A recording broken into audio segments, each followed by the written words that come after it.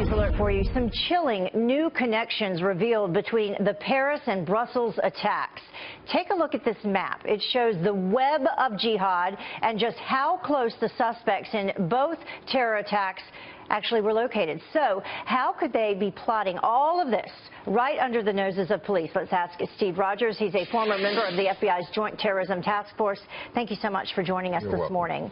So that's something that people have been trying to figure out, how all of this could have happened in such close proximity, specifically where a lot of the suspects lived and grew up, Molenbeek.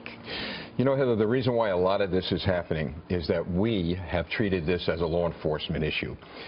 We have to face the reality that we are living in the midst of World War III. These are not criminal gangs. These are military combatants being very well trained by organizations that are supplying them with arms, ammunition, a lot of sophisticated equipment, and the ability to operate very effectively, as we saw in Belgium. That map you have up there shows a very, very sophisticated network that was set up, not within 24 or 48 hours. Right. We're talking about many months, perhaps a year or so of planning. And actually, it could even go back years prior to that, because you have the Abdus Brothers living right around the corner from another individual that was, included on the terror watch list, and that could have been going on for years, that they were connecting. Could have been going on for years, and the tragedy of what we witnessed this past few days is this is a prelude to what's coming here. And I know people don't want to hear that. Those of us who speak like this, they say, well, we're kind of alarming everyone. No, we're sounding the alarm.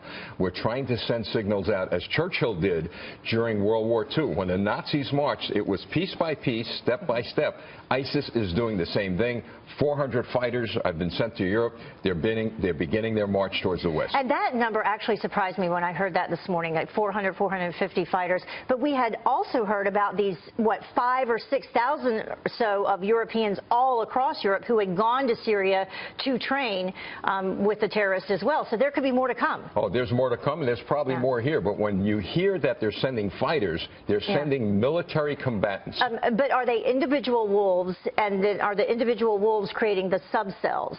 No, I believe at this point that they are radicalizing people in different areas of the world at this point, and then these individuals are setting up cells that are connected to the networks. There is a command and control somewhere, somehow, probably in Iraq at this point. This is why the military has to get involved and take that command and control headquarters out. So you think it's moved from Syria to Iraq? Oh, yeah. Syria, Iraq, Afghanistan. Look, it's a world war. That's what we're trying to say. It's a world war. It's a worldwide network.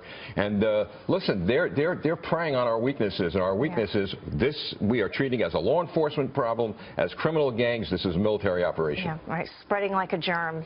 Thank you. Big germ. Yeah, thank you so much for joining us. We will have you back for sure. You're welcome. Thank you.